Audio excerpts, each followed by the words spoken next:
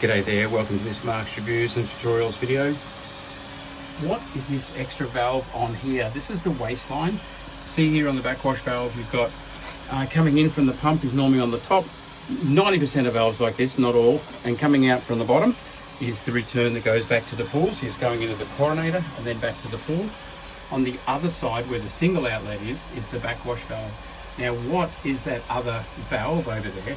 It's very often that these guys start to leak. There's a multi-port gasket down underneath that, and even if you replace the gasket, if it gets a bit warped or out of position, it can start to leak and send water down your backwash line.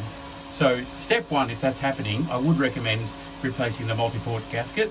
Have a look, I'll put a link up here for a video that shows you how to do that. But if not, if that doesn't fix it, then you can put a valve on the backwash line. I would suggest you put a decent quality one on, because you don't want this to leak or seep water. And what happens, these valves, where they're pointing is where they're blocking.